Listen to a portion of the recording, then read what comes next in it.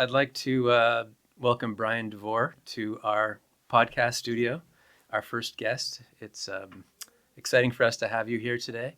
I'd like to first thank the Art Pratt Foundation and California Access to Justice Commission, who have funded this opportunity for us to have this way of getting the message out to people in San Diego. So Bryan and I have met each other many times at many meetings and in many different situations over the years. And actually, I was on Bryan's show probably a year ago or maybe a little more. So it was natural for me to reach out to Bryan and ask him to be our first guest because he knows everything that I want to learn right now. So thank you, Bryan, for being here. As I said, I'm not going to do a big introduction. I know that you are a long-term real estate agent that specializes in helping seniors in particular, and that you're on the board of ElderHelp of San Diego. And that you are the board president of San Diego Council on Aging. Correct. So that's my intro. Can you give us more information about your background and all these things that you're involved with? Absolutely. And let me first say, thank you very much for having me be your first guest. I'm honored.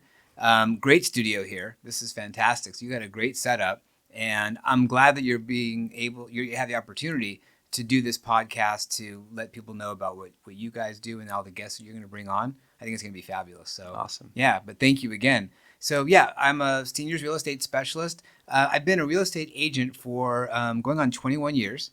It started when I was 10 years old. I like to say that to make myself feel young, longer than that. But I started specializing in working with seniors about 7 years ago, and it's been very gratifying. I love working with seniors. They have amazing stories to tell. They built this country, and I want to honor them with oftentimes, the biggest move that they're ever going to make in their lives. So to me, it's very important that I, provide excellent service for them. Over the years, as I've been working with seniors, I've learned about all the different resources that are available for them, like what you do, what ElderHelp does, and other nonprofit organizations and for-profit companies as well. And what I found is there's a lot of great organizations doing this work. There's a lot of people who need what they provide. The gap is knowing about each other. They don't always know that each other exists, so how do they get connected? Doing my show, my podcast, doing stuff on TV, whatever, it's an opportunity for me to connect those people with those resources. So if I hear that one person saw an episode of, the Bryan Devore Connection, and they reached out to someone because they need that service, that's super gratifying to me. So I enjoy the work I do professionally, and I really enjoy the work I do philanthropically too. That's awesome. And that's actually what we're trying to do here as well. We're trying to connect with our community and connect with people like you and people who are working with the people who we're trying to help as much as possible. Yeah, for sure. So that's awesome.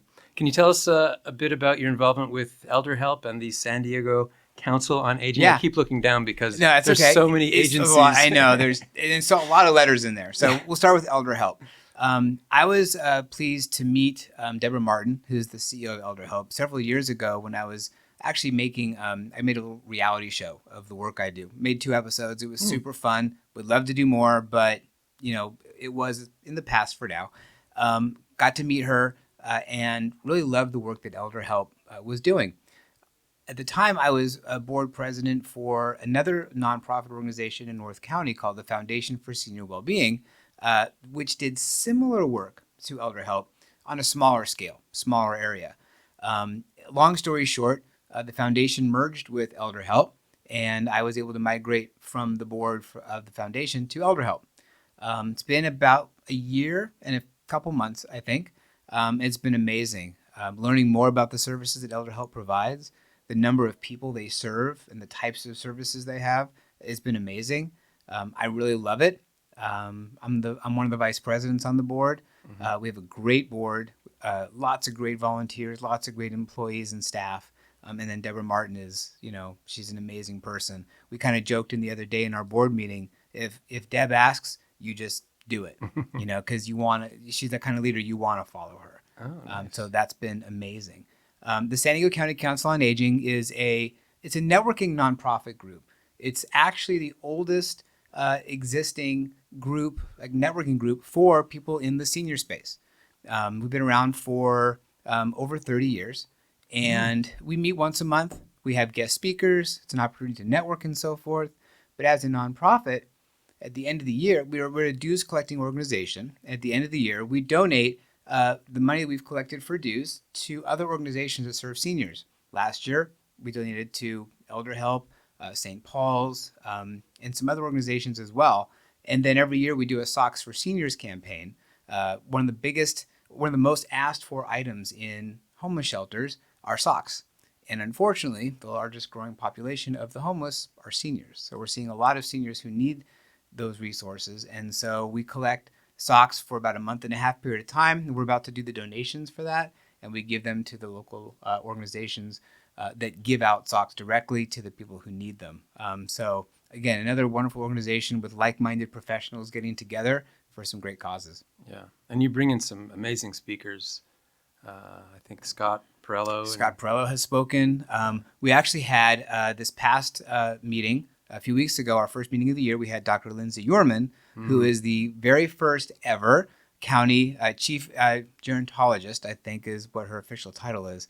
And she told us all about what she's doing in her role and what the needs are out there. She's an amazing person, and I think it's a position that's been needed probably for a while, especially now we have the state roadmap for aging, and we have Live Well here and all the different options and direction we're going in as a county for aging, and she's going to be a great part of that. Yeah, I haven't met her yet, but I hear that she's fantastic. Yeah, you got to get her on your podcast. Yeah. When we have some comfort with this podcast, there you go. Invite Dr. Yerman. For sure. Can you tell us a little bit more about your career and your real estate practice? Sure. So I have two agents who work with me. So we're a group, so to speak. Like I said, a lot of the work we do is with seniors. Not everybody. About half the work we do is with seniors. We provide a variety of different real estate options for them because no situation's the same as another. So we provide a few different options for them. Traditional sale, we can do a renovate to sell for them if they need to do some renovations.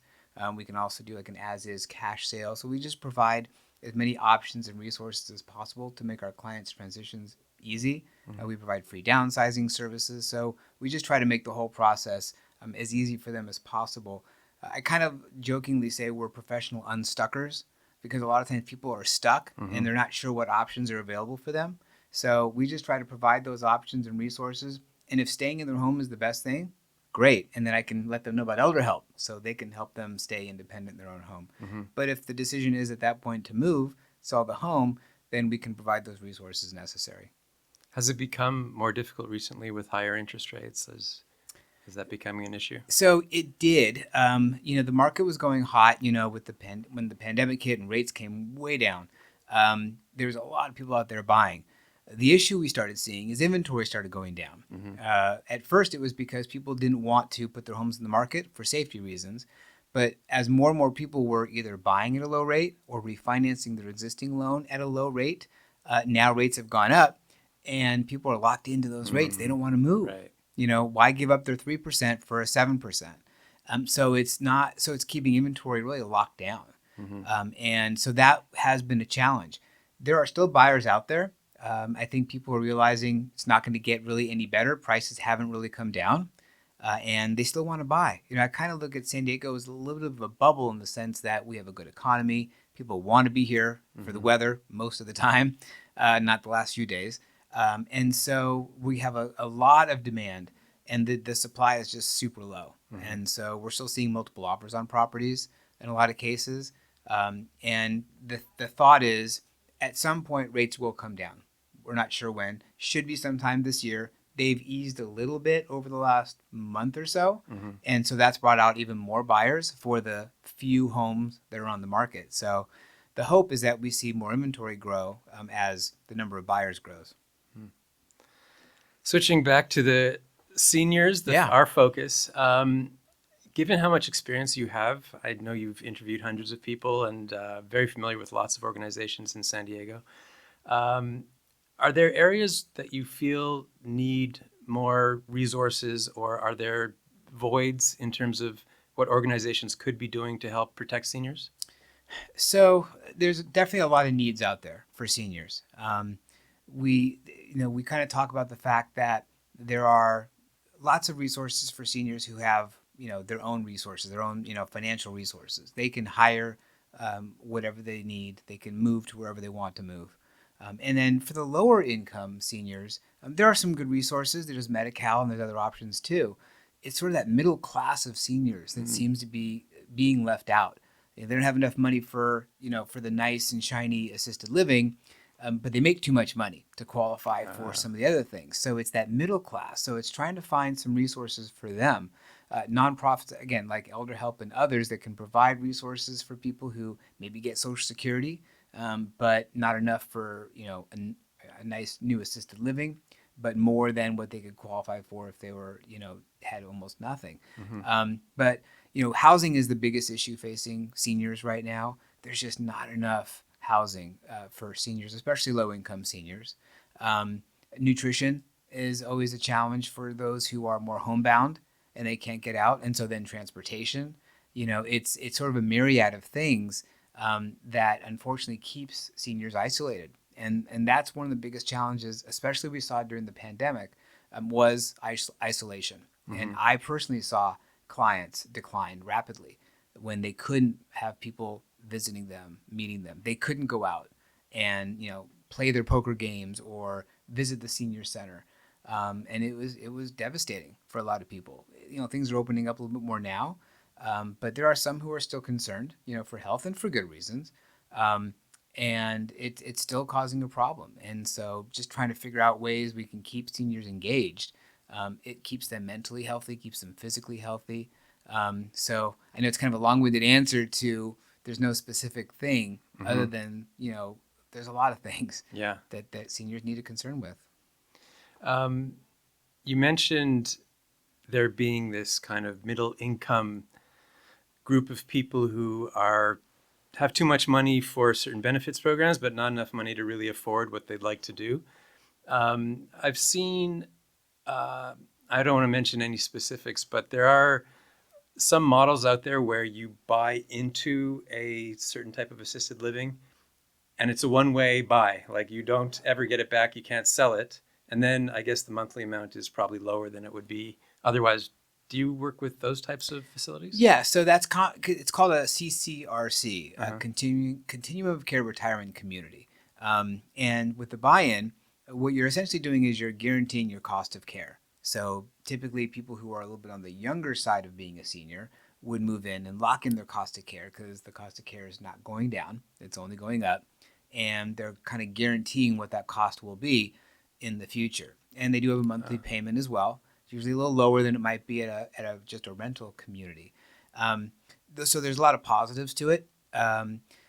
It's a decent sized down payment, decent sized buy-in, depending on the community. I've seen them as low as a few $100,000. I've seen them as high as over $1 million. Yeah. So it can be expensive, but the people who I have worked with who've moved into them, they love them. And we have some really nice ones here in San Diego. So it could be a good opportunity for some, not all, but definitely for some. Right. Are there any really big issues that you see that seniors are facing now that they haven't in the past, or new trends that you see that are affecting seniors? Yeah. One of the things that sticks out is what we were talking about before we started filming is all the elder scams that are out there right now. Yeah. They've always been around. I still remember getting the emails from the Prince of Nigeria who wanted to give you his money, right? But it's getting much more sophisticated. They're using technology, AI, to mask people's voices, and there's these call centers overseas that are trying to get people confidence schemes and romance scams and all these different things that unfortunately seniors are falling for. And I'm hearing stories from people of hundreds of thousands of dollars that they're losing, life savings that they're losing. It's a big problem. I think the best way we can protect them is to educate them on what those schemes look like, so they won't necessarily fall for it.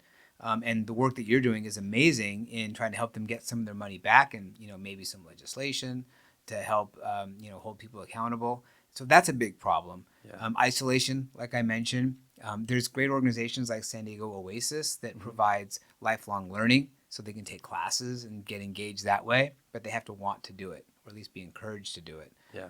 And then, like I said, housing is a big issue, and it's only going to get worse because we're in San Diego. There's really no place to build a whole lot of properties for people who need it. And the size of the population is growing every day. 10,000 people are turning 65 years old. And by 2030, the population of people over 65 will massively be larger than younger generations. And there's just not enough housing for them. So it's going to continue to be a problem. Yeah. Yeah, the future of scams looks really terrifying. It is. It really is. It's very easy to say, yeah, be careful what you click on and make sure that it's really the person calling. But if you get a video, like an image of someone that's actually live with that person's voice, who you've known for 20 years, how are you supposed to know that it's a deep fake? Exactly. They're getting so much better at spoofing people. Yeah. It's terrifying. I actually was teaching a group of people on elder scams yesterday, and one person said, yeah, they got a call, and it said it was from their bank, and it said, I won't say the bank, but it said the name of the bank, so they thought it was that actual bank. So they're hiding themselves behind it, and so unfortunately, people take for granted that that's who it actually is, and these scammers are really good at inciting fear.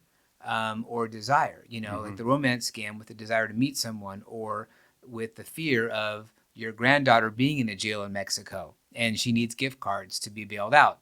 You and I would look at that and say, wait, that does not sound right at all. But to a senior who loves their grandchild, all they want is for them to be safe. They're going to do what it takes to do that. Yeah, it's so sad that people take advantage of vulnerabilities. I mean, people are vulnerable. And if you just look for that one vulnerability, whether it's the romance scam or it's the grandparent scam, that's right. It's really despicable that people take advantage of it in that way. It really is. I say to people, how do they sleep at night? And then I say they sleep really well because they don't think what they're doing is wrong, or they don't care.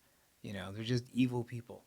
If they did what they do, if they put all the resources for good instead of evil, our world would be much better. But unfortunately, it's why you guys have jobs, is because they're out there, and the best we can do is protect them, educate them, and provide the resources they need to report them in a timely manner and try to get their stuff back. Yeah, well, we're doing what we can, and I know law enforcement, of course, is overwhelmed. Yeah. It's just the numbers are just off the charts in terms of the number of people getting scammed and the amount of money that's being stolen. Yeah. So we help with the civil side after the sort of criminal side does what they can. Yeah. But we are, as I mentioned, we're trying to get legislation in place that will help seniors. That's amazing.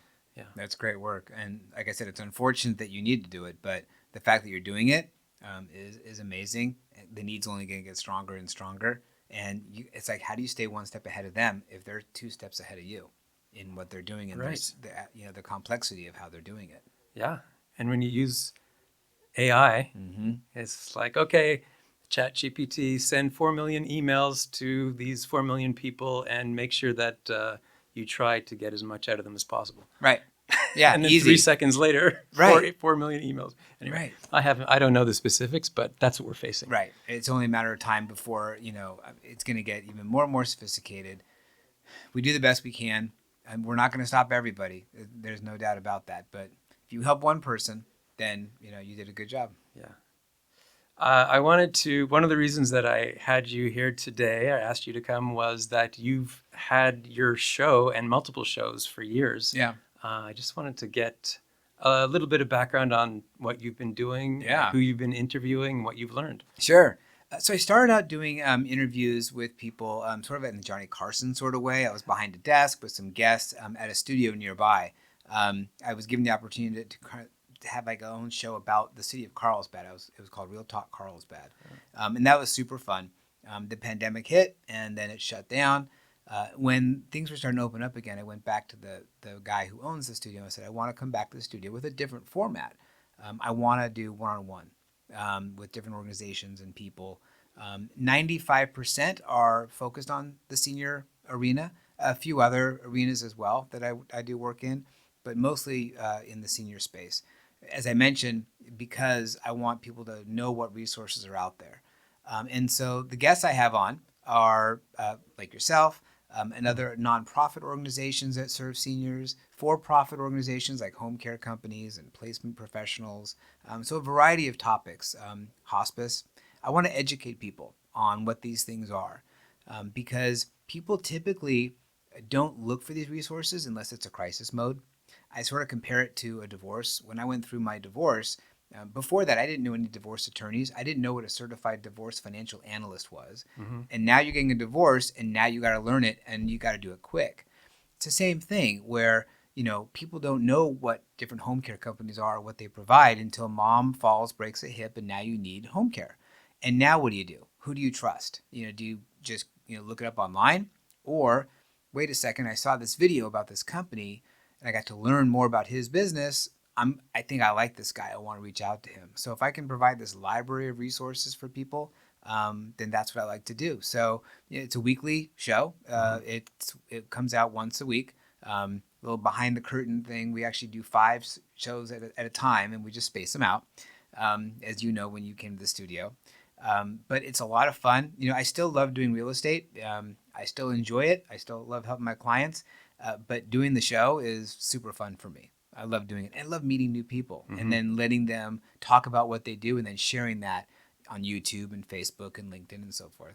That's awesome. Yeah. So what didn't work? What do you look back at now and cringe about?